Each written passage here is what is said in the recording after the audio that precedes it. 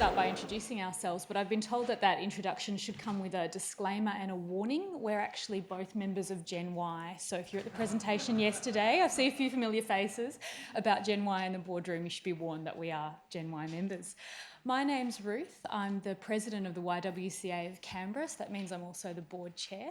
I've been on the board for 5 years now, and in that time I've also been vice president and chair of some of our subcommittees. In my day job, I work as a consultant for a company that does monitoring and evaluation, and some of our recent projects have been about helping very small, remote not-for-profit boards with their governance. And I'm Jo Allebone. I'm Vice President of the YWCA of Canberra. I've been on the board for about 2 years, and I'm also the chair of our memberships committee, and I'm a member of our nominations and remuneration committee. In my day job, I manage strategic communication for a not-for-profit organisation called the Foundation for Alcohol Research and Education, otherwise known as FAIR. And I'm really pleased to be here to chat with you all today. So the origins of this presentation actually came from last year's Better Boards conference when we came to present on our board traineeship program, and we'd be more than happy to chat to you for hours on end in the breaks about our board traineeship program.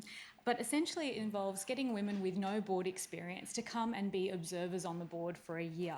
So we do some mentoring and some workshops as well, but the key part is really learning by observing board practice. And one of the added benefits of having a board traineeship program is that there's a subtle positive pressure on the board to have best practice if you're then having people sitting there observing you. And so I was telling people about that last year and saying it means that we're always trying to learn more. That's why we come to these kind of conferences. And we have things in place that we think are best practice for boards. So we have an orientation day each year that we encourage all new board members and old board members to come along. We have an annual planning day. We have a very clear governance manual. We have a register of interest at the start of every meeting, and we have a 15-year strategic plan. And I'd be telling people about this in the breaks and be like, we have an orientation day, and they'd be like, yep. And we have, a register of interest, and they say, yeah. And so we have a 15-year strategic plan, and they'd say, you have a what? And some people were really positive, and some people said, yes, my organisation also has this kind of long-term plan. But some people looked at me like I was crazy, and they said, you have a 15-year plan, really? And some people were actually quite negative about it. And in my conversations with other directors and getting to know other people in the not-for-profit sector, and even talking to people involved in small businesses, people would say to me, oh, surely you can't have a 15-year strategic plan. It must be all motherhood statements. Or another comment I had was, you couldn't do that. That's fine for you guys, but we couldn't do that. There's too much change in our sector. We do a lot of work in childcare, so let me tell you, there's a lot of change in our sector as well. So I've been on various management committees and involved with boards before, but the YWCA of Canberra is my first real board experience. And I never questioned that we had a 15-year strategic plan. We always question elements of the plan at our annual planning days, like reviewing and revising what we're doing. But I'd never questioned why we have a 15-year plan or how it came to be. And so dealing with these kind of comments about why do you do that, I've decided to investigate it a bit more. And so I've been talking to a lot of people about how we came up with the plan. We've been interviewing past board members. We've been looking at the old documents to really get an understanding of how we came to have this long-term plan and what it's meant for the organisation. And in doing that, we thought, well, it would make a good case study for the Better Boards conference. So that's what we're here to tell you about. So in the presentation today, we're going to talk to you a little bit about, as Ruth said, our board's role in strategic planning. And we're also going to introduce the YWCA of Canberra for those of you that aren't familiar with the organisation, just to give a bit of background. But our real focus, as Ruth alluded to, is telling you the story of why and how we've developed the 15-year strategic plan, what it's meant for the organisation, and where we are now as an organisation. And throughout, we'll mention some of the lessons that we think are worth sharing with you all. And we'd also like it if you do interrupt us, that's totally fine, and ask questions, so just raise your hand and we'll try and get around to everybody. And at the end, we'd really like to have an open discussion if we have time, so we'll get on with it now. So just very briefly, I just thought it was worth mentioning that we are basing this presentation on the assumption that strategic planning is important and that strategic planning is part of the board's role. I think I've seen some debate in the literature about the extent to which strategic planning is solely the responsibility of the board or a shared responsibility with staff, but I think it's just important to mention that increasingly there's an emphasis on not-for-profits having strong professional boards, and often boards that follow a policy governance model or a Carver governance model. And in this kind of model, strategic planning is a core skill of directors, and it's clearly the role of the board to set the strategic plan of the organisation and to stay out of operations. And if you are at the ACNC stand today and you pick up their Governance for Good guide, you'll find that on page 5 it says that strategy, which is setting the organisation's long-term goals and making sure it pursues its charitable purpose, is one of the common responsibilities of a board. So I found a report on ourcommunity.com.au that reports on a study that found that organisations that do have a strategic plan are more effective than those who didn't. And it found that 31% of not-for-profits had a strategic plan. And that means that 69% of not-for-profits at the time of the study did not have a strategic plan. So given that it's a core responsibility of directors, it's a bit of a worry. But you can see why, because it can be very difficult to focus on long-term planning and strategic planning in a time of rapid change. It can be difficult when you're not sure where your funding's coming from to start thinking about a long-term future. And a lot of the small rural not-for-profits that I've been talking to in my day job have said to me, the thing we're most proud of in our organisation is that the doors are still open. You know, we're struggling to operate day to day. How can we even think about a longer term plan? And we also acknowledge that most NGOs are time and resource poor. So even if you're a bigger and more financially viable organisation, there's always a lot of need, there's always a shortage of time, and most board directors are volunteers. So we do acknowledge that it's a challenging issue. But strategic planning is about deciding what to do and what not to do and where to prioritise your resources. So it is very important. And boards should determine what the most important issues and goals and objectives are for their organisation and craft a plan around those. So just to set the scene a little bit more, I'm going to share with you a bit of background about the Y, as we affectionately call it. So the YWCA of Canberra is a values-led, non-for-profit, community-based organisation with a long history of serving the Canberra community. Our organisation is a member of our national body, which is the YWCA of Australia, and the Y of Australia is in turn a member of the World YWCA. Our vision is women achieving their potential, and our purpose is, through the leadership of women and girls, the YWCA of Canberra is building a better community for all. The ACNC would actually classify us as a large not-for-profit. We've got around 300 employees, many of which are casual or part-time, and we have an annual income of about $10 million. Our work includes housing and homelessness services such as supported tenancies, childcare, and youth engagement and literacy programs. We run long daycare centres, outside school hours care and family daycare, and we're a registered training organisation, so we run really cool workshops and courses in-house on childcare training and leadership. We're also very engaged in advocacy on women's human rights issues at the state, national and international level. And just last Sunday, I came back from a 3-week internship in Geneva with the UN Human Rights Council, and we were dealing with issues there such as sexual and reproductive health rights, women's human rights in general, and issues like child early and forced marriage. So our local Y is active both in the local space and in the international space, which is really cool. In terms of our governance arrangements, we've got quite a large board, so we have 12 members. And for the most part, we follow the Carver model, as Ruth mentioned, but there are a few modifications, like our ED is actually a member of the board as well. And our board comprises women from a whole range of professional backgrounds, including law, finance, community development, policy and advocacy, marketing and communication, and federal and state government employees. An interesting aspect of our board, and we would again be happy to chat with you about this in the break, is that we actually have a constitutional requirement for 30% of our board positions to be held by young women. And all of our board members are elected by our membership for a 3-year term initially, and then they can be re-elected for a second 3-year term.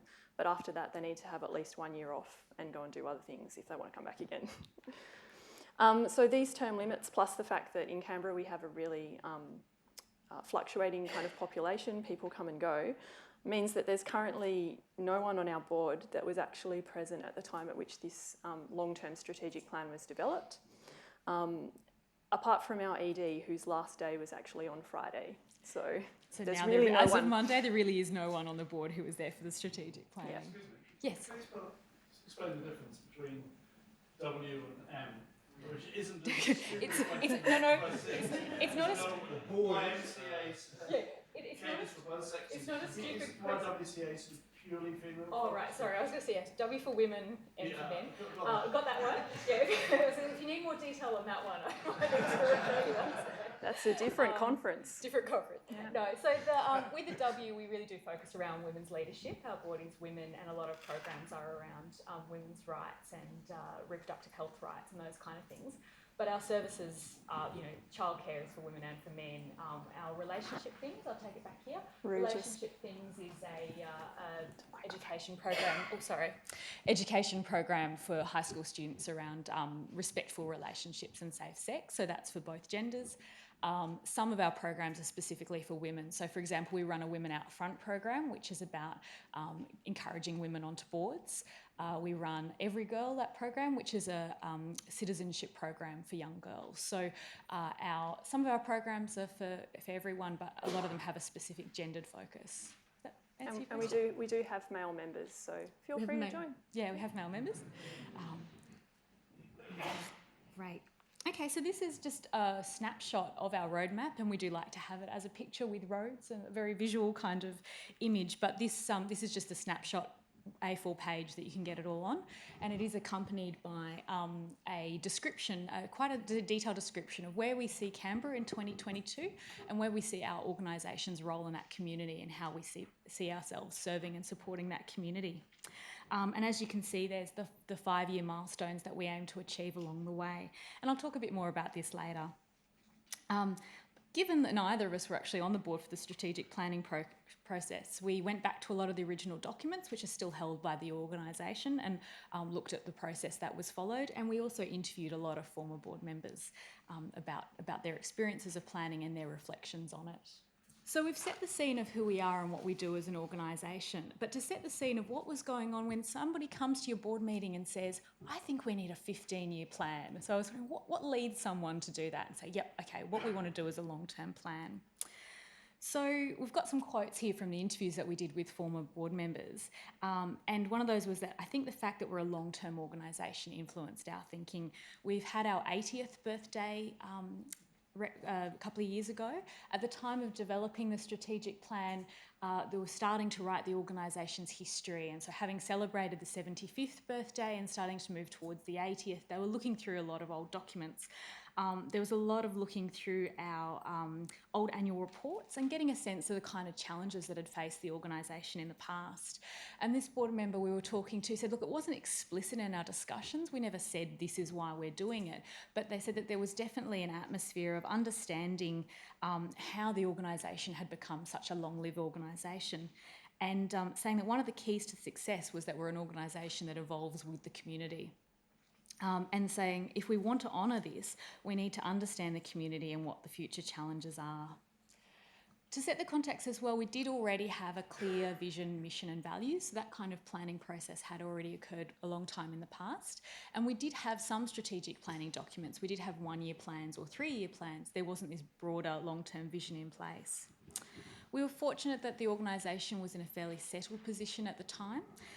So the ED had been in place for a couple of years, although she was about to go on maternity leave.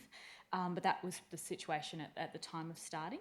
And some of the process around why a discussion around long-term plans had started was that they'd resolved the financial situation of the organisation. So there'd been a period where there were a few years of deficits, and working with the finance committee and the organisation to kind of minimise those problems and start to strengthen the financial base of the organisation. And also to look at some of the legacy assets and the legacy funds that we had, and looking at what could be used, and realising that there probably was some money there that could be used, but wanting to get a better idea of how to spend it. The quote here I really like is that we were feeling buffeted by change. There was a lot going on in the community. I see a few people nodding, that feeling of everything is changing all at once, and how is your organisation going to survive at this time of change? And one of those changes was there had been a lot of shifts of the physical location of the organisation. So people were moving a lot. And one of the ideas that was around was, should we maybe buy our own property to have the office in that could also be a community space? And they sort of said, well, look, this is a great idea, but what else could we do? So what else could we do with this money? So that was a sort of idea. If we were going to do this, we needed a broader framework for decision making. A 1-year plan wasn't enough to be looking at how we invest a substantial amount of the organisation's resources. The quote here, there was a danger that we would inadvertently become an organisation that did particular things because we were chasing the tenders. At the time, there'd been some rather large shifts in government funding, and we've actually gone through a really similar period again where the state government in particular has made some really big changes in what they're going to fund and how they're going to fund it, leaving the organisation kind of shifting and saying, well, now that they're not funding that, do we want to go for this new tender or not? What kind of organisation do we want to be? It also turned the organisation to start looking more towards philanthropic trusts, corporate partnerships, those kind of ideas. But it's something that not all board members were feeling comfortable with. So they were saying, well, we don't know what we want to do, and perhaps we need a bigger picture view of what kind of organisation we are and where we're going. So I think a good quote for this is to say that there was a view that things were changing pretty rapidly, and a concern that if we didn't set our own strategic path, the work that we did was in danger of becoming particular things that were being funded, and we wanted to be really conscious in our decision-making process. So that was what was going at the time, and Jo's going to tell you, just sort of summarising what were the factors that led to a 15-year plan. So I think the first important point is really about taking that long-term view. So as we mentioned, the YWCA as a whole is one of the world's oldest women's organisations, and the YWCA of Canberra has a long history in the Canberra community. But perhaps for a younger organisation, it might be hard to adopt that kind of long-term thinking when undertaking planning or goal setting.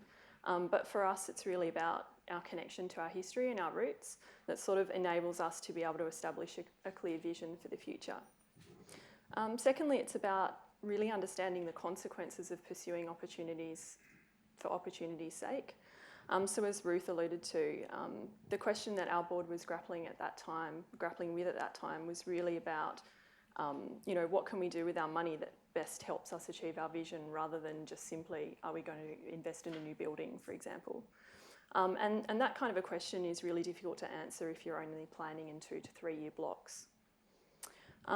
It was also really crucial for our board at this time to understand that taking up opportunities by government, like tenders, would shape what kind of organisation we were going to be, and that wouldn't necessarily align with our vision and mission. So it was really important for the organisation to resist that pressure, to take up opportunities just because they were there. It's also important to have the space to develop a strategic plan. And by space, what we're talking about are things like having stable finances, having an executive director that had been in that role for a while, but she did actually go on maternity leave in that strategic planning period. Having a functional board dynamic with sound skills in strategic planning, and we were lucky to have all of those elements in place at that point in time. And lastly, it's really about leveraging the opportunities that are presented by uncertainty. This is maybe a bit of a Gen Y point, but it kind of seems counterintuitive at first, because an uncertain environment is usually an excuse to not make time for things like strategic planning. But it's actually one of the best times to think about what you want to do and what kind of an organisation you want to be.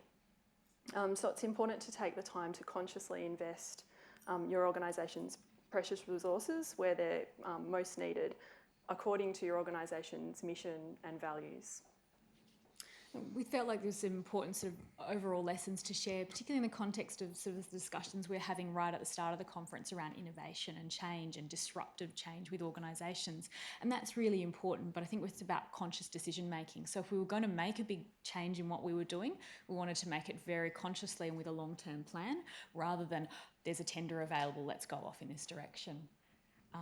So I'm going to go through now some of the processes that we followed to develop the 15-year plan. I'm not going to go into a lot of detail about specifics because it's not really about, we don't want to go into detail of what we're about, it's more about just sharing that story of how it occurred and maybe leave you with some ideas for your organisation.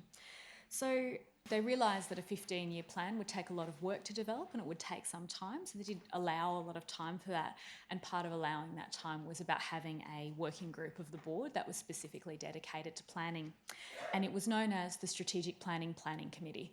And I think that gives you a bit of insight into what our board is like. It's a very friendly, welcoming and fun board to be on, but it also includes some very nerdy people who are more than happy to sit on a strategic planning committee and who quite enjoy spending Saturday nights writing presentations about governance and strategic planning. So we're very fortunate in the board members that we have had over time. So the Strategic Planning Committee discussed different methodologies for planning and for strategic planning for the board, and looked at how they might like to do it. And one of the board members had experience using scenario planning in her work, and just really promoted that as a methodology that would be useful for the organisation. So that's the model they ended up going with. Scenario planning is around looking at what some of the options for the future are, and then writing a strategic plan that will work for those different options. So the really simple example is, in the current political environment, you need a strategic plan that's going to be able to be enacted and robust if you have a Labor government, and it's going to be equally sustainable and robust if you have a Liberal government. It's about not putting all of your eggs into the one basket, but having a strategy for your organisation that will guide you through different alternative futures. So in order to develop some scenarios, you need to do research and really base that on evidence on what's happening in the community. And so the Strategic Planning Committee developed a research brief, and that included questions like, what's the why of Australia doing and what's the world why doing, to make sure that our local work aligns with the national and world vision. What are the experts saying is going to happen in the ACT in our region? What will it look like by 2020? What's going on? What are the likely areas of need? How can we best serve our community? What's going on in the community sector and the not-for-profit sector? What will that look like in 2020? And what are some of the broader demographic trends across Australia that we should be mindful of? And so this research was used to develop scenarios of change that would affect women and young women in the ACT. And so to give you an example, one of the board members said the statistic that really stuck with her, and she still cites it all the time, is that in the ACT, 50% of the population turn over every 5 years. Well, that was the case in 2007. It might be a lot higher in about a couple of months' time. But there is a high level of population mobility, and people are often going on postings overseas or going overseas for volunteer work, and then they come back. And we certainly experience that on our board, with people coming and going but still remaining connected. And so they thought as a board, well, what does that mean for us as an organisation that's about women's leadership and about supporting the community if there's this highly mobile population? And that led to a lot of discussions around the need for sort of surrogate families, the need for community support for women. We were working in childcare at the time, but that really helped us strengthen our position that for us, childcare was a mission-based business, and that it was really important for women to have that support of high-quality community childcare. So that's an example of how the research was used to connect to what we do, and also to think about what we could do in the future. And you'll see when I put the plan back up that resolving our directions around childcare was a key goal by 2012. So in developing these scenarios, there was also consultations with our stakeholders, and that included both internal and external stakeholders. So we talked to government, we talked to funders where we could about their opinions about where things were going. Our internal stakeholder consultation included talking to our life members. So these were often women who had been involved with the organisation for a very long time, and gave that perspective of where they saw the organisation going. And then there was a period of talking about key strategic areas on the board agenda over a series of meetings. So it wasn't a rushed process at all. There would be some key strategic questions on each board agenda over a couple of months, and that was in the lead up to having a planning day. And that planning day was a full day process of bringing together everything that was there and developing the roadmap that you saw earlier. So I guess it's just important to say that the strategic plan was based on a really strong evidence base, and it was also connected to the WISE history.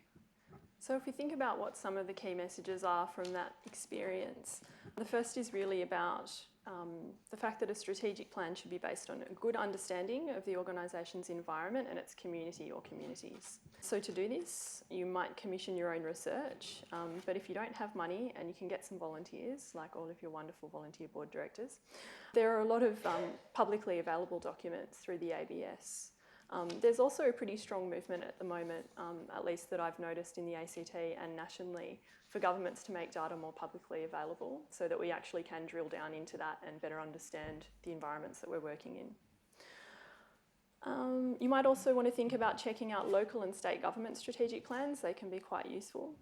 And also take advantage of the people that you have good relationships with. And I know that sounds kind of like common sense, but sometimes we forget about all of those people that we have really good working relationships with. We can actually sit down with them and conduct focus groups or qualitative interviews, and you can speak to Ruth more about that as well because she's the guru at that kind of stuff. The second point is really about scenario planning, and for us that was a really useful tool in developing a strategic plan. So it's really about considering multiple possible futures, obviously not every possible future, but the likely ones, rather than trying to predict the future. And lastly, it's about recognising that to develop a plan, it does require investment. And initially that might just be time and money, but it's also about ensuring that your plan is implemented, monitored and reviewed on a regular basis.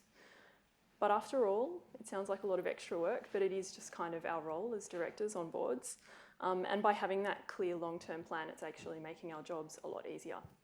So what our current reporting and planning framework looks like now for the organisation is that we have our vision, mission and values, so that's really clear and that guides our decision making.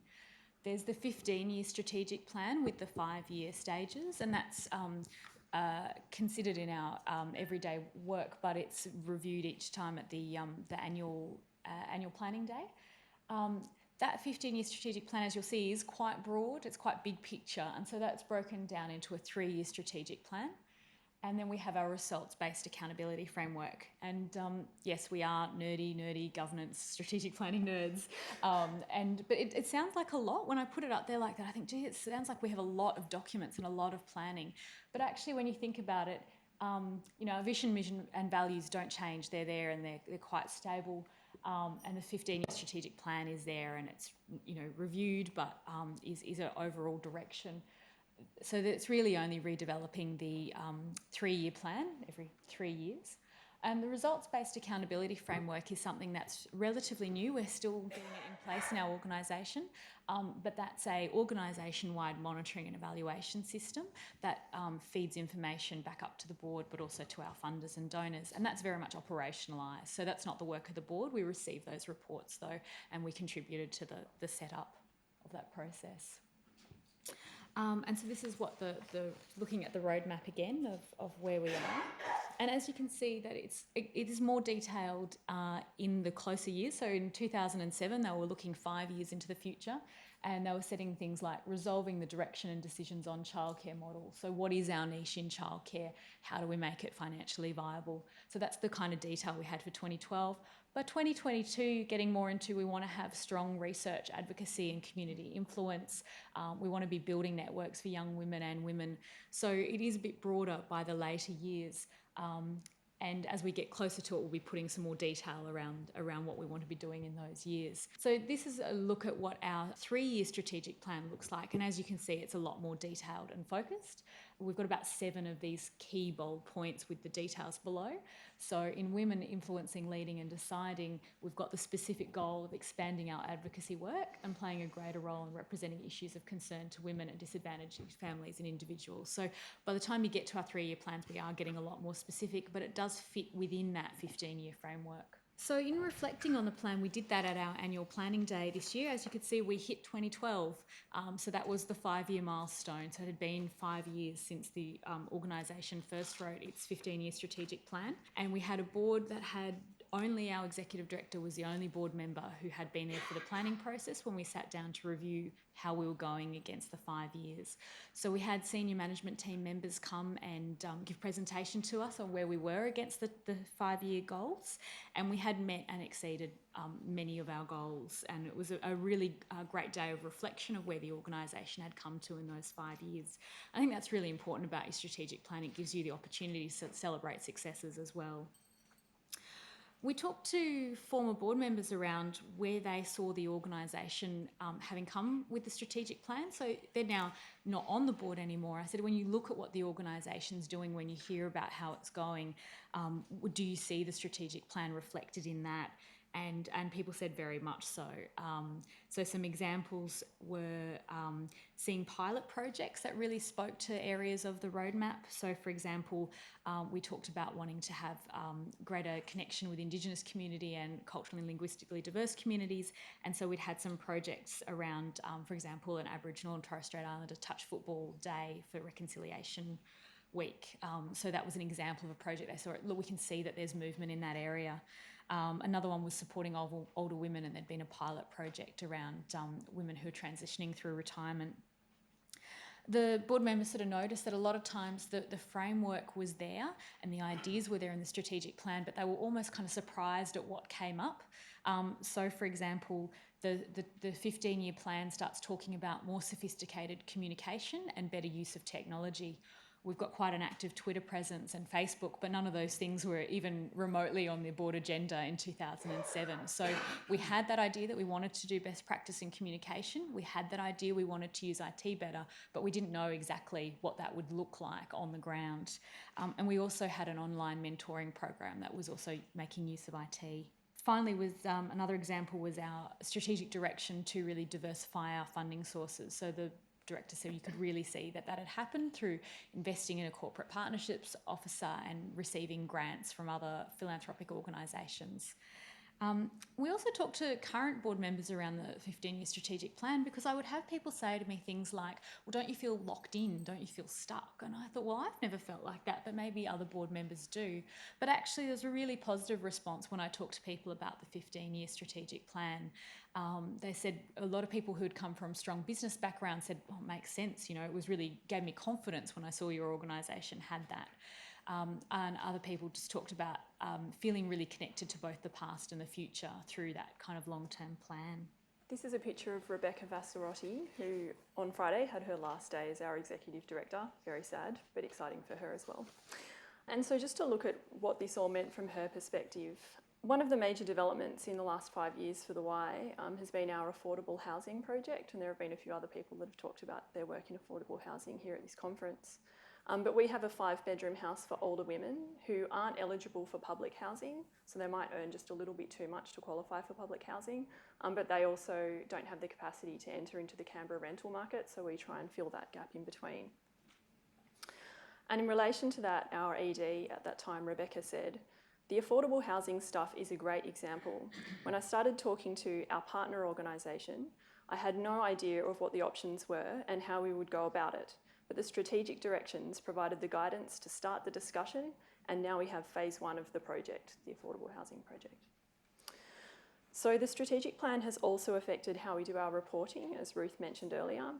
So at that time, the board reports were based on the strategic plan, and then we transitioned into a whole of organisation monitoring process, which is the results-based accountability that we spoke about. Another question that we asked Rebecca was how the staff responded to the 15-year strategic plan idea, and she said, the staff seemed to react positively. We tried to involve them in the process, and as the work or short-term planning didn't change significantly, it was something that could be integrated relatively seamlessly in the organisation.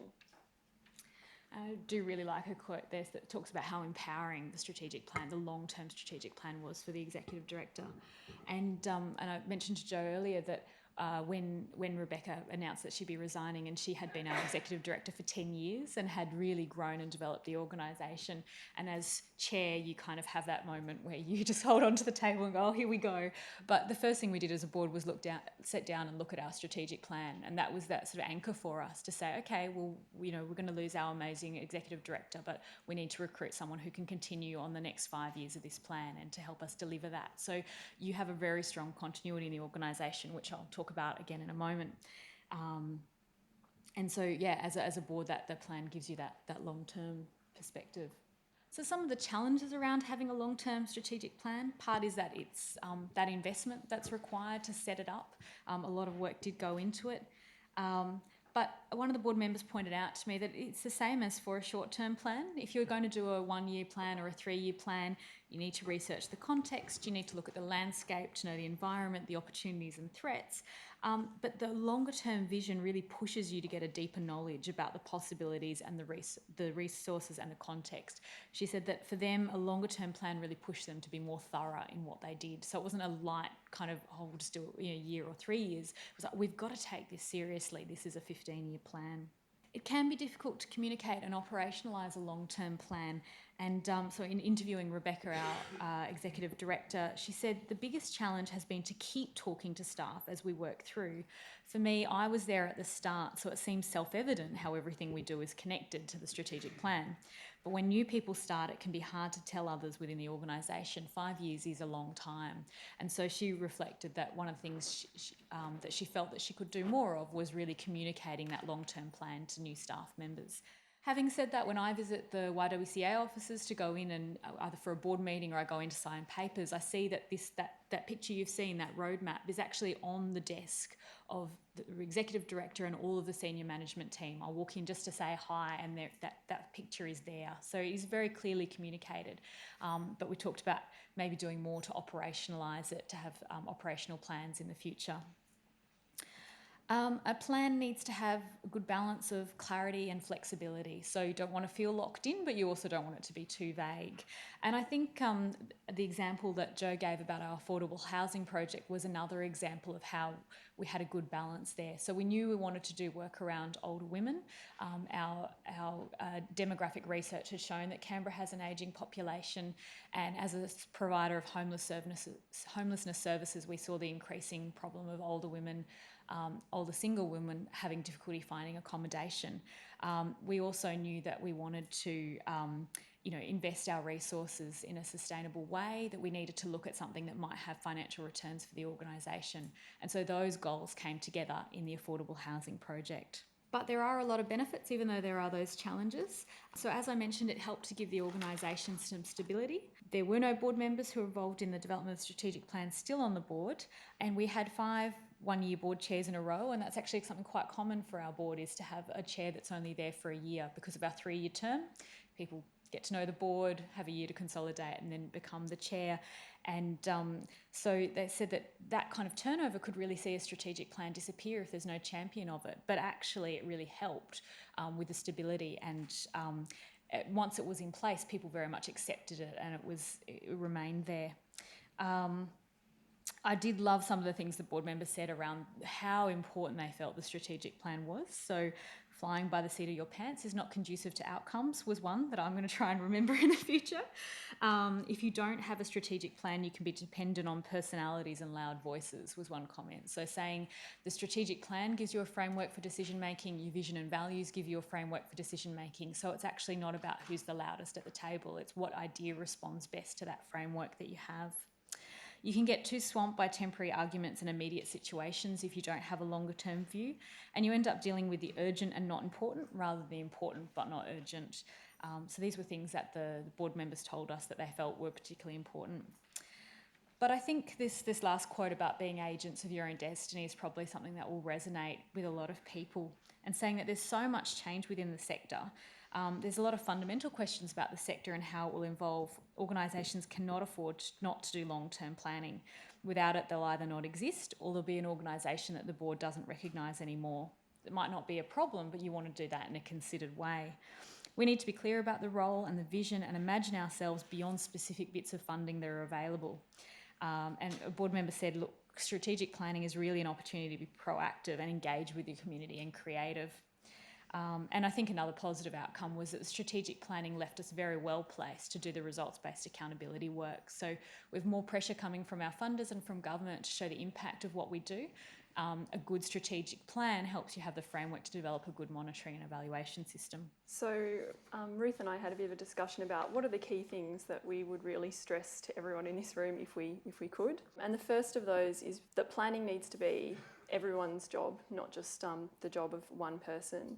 So obviously the ED or the CEO will play a really important role in the development of the plan, but it really does need that buy-in and involvement from the entire group. When I was doing some of the interviews for executive directors, one of the people who was kind of talking to me about how we were doing the process and what we were doing sort of said, oh, but you'll have a new strategic direction now, won't you? Because you've lost your long-term ED. And I said, well, we've got our strategic plan, we've got our 15-year vision. She said, oh, but the strategic direction comes from the executive director, doesn't it?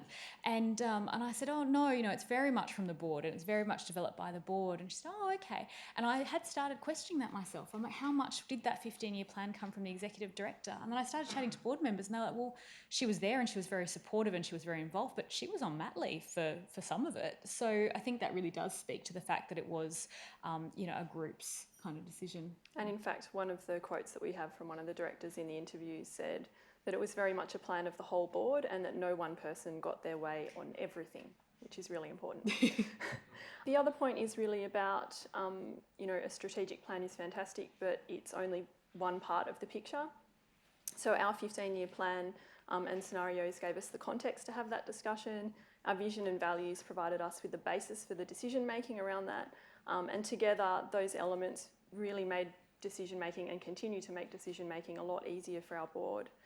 One of the other directors that we interviewed said that it was never intended to be prescriptive. We knew it would shift over time, and certainly you'd need to redo the analysis at some point, hint, hint, in the future and the plan for the next 15 years. And lastly, it's to recognise that planning is an ongoing process, and that the process is often just as important as the outcome itself. So one of the things that Ruth and I have talked about with other directors is that undertaking an exercise like this gives people the space to think, ask questions, reflect and dream about where they would like to see the organisation down the track. And it's about setting the compass for our organisation and really clarifying that vision for all of our directors. So I hope this presentation's been useful for you, but I have to say it was actually really useful for us to take that time to really look at how we came to have the plan that we have, and particularly in starting to think about, well, we've done the first 5 years, we're moving into the part of our long-term plan where we don't have as much detail, so what do we need to start considering for when we do our next round of strategic planning? We've got a few minutes left, and we'd really like for you to talk to the person next to you or behind you or wherever you can get to, and let them know what your organisation has in place for strategic planning, and what you use and what kind of ideas you might want to share with them, or anything that you feel that you'd like to do differently. So if you could please take a moment to have a chat.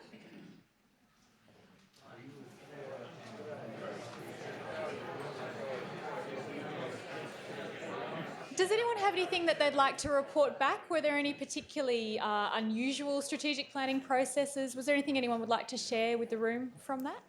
Yes. My colleague here, Jim, has an organisation that's been going for 75 years without a strategic plan, and they're just starting to do one. Wow.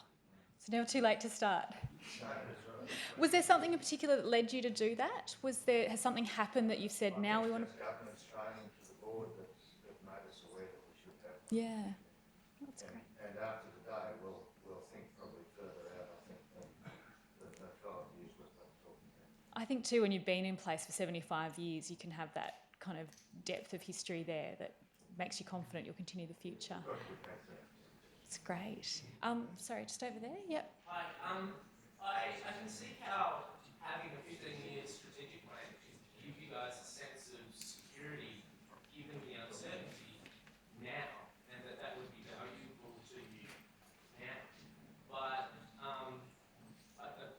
according to the science of change, so like looking at Darwin, Charles Darwin, he didn't say it's survival of the fittest, or those with the fittest governance kind of principles. He said it's the ones that are most able to perceive changes in their habitat and adapt to those changes. They're the ones that survive over time when he looks at the data.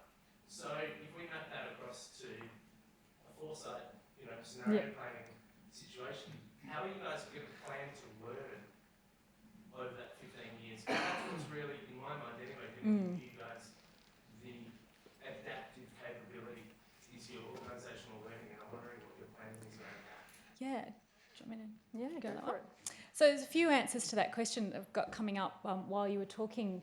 One of those is that really we do see ourselves very much as a learning organisation, and that's been part of implementing a results-based accountability framework. So that gives us very good data on what our programs are doing and how they're going, and it means that we have a greater depth of knowledge in reviewing that. So that process of getting information, assessing how we're going and adapting is very much in place across the whole organisation. So that's sort of at the operational level. At the strategic planning level, we do review this every planning day. We do sit down and say, well, okay, we did our 2012 reflection, but now we start looking at 2017. And so every year we look at 2017 and go, has something happened in there that's changing in our environment? Do we need to adapt it? So the framework is there and that doesn't change, but we do continually scan the environment and adapt that there. And the final point I guess I'd make in relation to that is in 2007, the board said, what we want to do is look at our direction and our decisions around childcare and how we can make that viable. At that time, we didn't know that ABC Learning was going to collapse. We didn't know about the major changes that were about to happen in the childcare sector. We didn't know about the really big changes that are happening in how it's regulated and in the qualifications required for childcare staff. What that decision to resolve our directions meant that it was something we were really paying attention to. We looked at the literature around childcare and children in care and decided that we were going to reduce our ratios because that was part of good quality childcare. And then after that, 6 months later, 12 months later, then the regulations came in that said we had to actually reduce our ratio. So we saw that coming, and part of that was paying attention to that change. And really part of that decision was around how is childcare for us a mission-based business? How does it connect to our values? Our niche, when we talked about that, it was really about community-based childcare, so we don't go for tenders in workplaces. We don't see that as part of our work. And we have a very strong family daycare work that enables women who wouldn't otherwise work outside of the home to earn an income. So I think it's that saying that you have these strategic directions set, but you are constantly reviewing and revising where you are. So hopefully that answers your question. Just to add to that quickly, on our board we also have a really strong culture of being aware of what's happening in the sector. So it's kind of why Ruth and I are here this weekend. And we really take an approach of being aware of risk management, and risk management being something that we integrate into our monthly board meetings. We talk about what's going on. If there's a big change coming up, chances are that there's one of us or many of us on the board that are aware of that. And so our strategic planning isn't just about what's happening internally and where we want to go as an organisation in isolation. It's really about looking at the sector, looking at what's happening in the state and territory government level, and then planning accordingly and reviewing that regularly. I think any idea that strategic planning, even a long-term plan, can be set and forget is dangerous. It's very much about continual review. I saw some other hands up. Was there any further questions? Sorry, just down the front. One of the strengths of our organisation that I represent is it's a college, and annually we review our strategic plan with a consultation day, but we don't limit it to the board. We give ownership to students, P&C, parents, teachers, staff, a lot. And we found in these annual reviews, not only has it refreshed the community's idea of what we're doing with our strategic long-term plan, and it's been reviewed, refreshened, with changed circumstances, but we're also giving them ownership of it. They're getting input into it annually, and so it's a living, breathing thing that keeps going. So that's a very, very important thing I'd recommend, that these annual consultation days have the right stakeholders there, and it's amazing what comes from them. Our best ideas have come from our students. That's great. It's a fantastic idea. Thanks for sharing. Just behind, I like it being a roadmap because it's a bit about keeping us top of mind, but also subliminal for you. So if you were going around Australia, eventually getting to Darwin, you would be going on doing your own thing every day. But as soon as some story about Darwin comes up, you go, hang on, there's floods up here, or the beer can regatta's on in July, or as you see that exit turn to something else popping up, you go, oh, that's important to you because. So having it on the CEO's desk all the time, people see it for the 5 years and 10 years and 20 years, etc. You can actually sort of snapshot little things as they come up, saying that is important to me. What was that again, and see how that might fit in. how it goes, My yeah. observation of lots of strategic plans around the place is this bit about how tangible and intangible some of the goals or targets are. But sometimes it is to engage more, or respond to, or seek out, or increase without putting a fixed number on it. The alternative is sometimes the accountants in the organisation will have really hard targets. It's a 15% increase in revenue and a 22% increase in memberships, etc. So getting the balance right where there is something that is quite achievable and that again can be modified each 12 months and you have more evidence as to how you travel. And I think for us, that's something that works quite well with that tiered planning structures, that your 15-year strategic plan can be broader and can be bigger picture, and whereas our monitoring and evaluation framework, our results-based accountability, is getting quite down into nitty-gritty with numbers. So Yeah, and measurable objectives at that level. yeah. Anyone else with a question or a comment that they want to share from their organisation? When are you going to plan your next 15 years? You're not going to wait until 2020? Not at all, no. And in fact, doing this process of really consulting with the former board members to find out how they went around the process, really got us thinking about when we're going to do the next set of planning. We do have a new executive director starting in a couple of weeks' time when she gets back from leave, and so very much a consultation with her as well around when she feels is the next time to start doing it. But I think we have to 2017 is quite clear on this one. This 2013 is the last year of our 3-year plan, so we're going to need to develop our next 3-year plan, and probably once that's done, then we'd be looking into revising 2017, 2022, and then pushing that out to 2027. So not concrete plans in place yet, but definitely that sense in the organisation that we've hit the first 5 years and we've got that next 5-year milestone coming up. Any other ideas around methodologies for strategic planning or anything people would like to share? Yeah, I know of one in the States which is really quite good. It's called Collaborative One, and basically every morning small teams, it's based on agile Programming, yeah.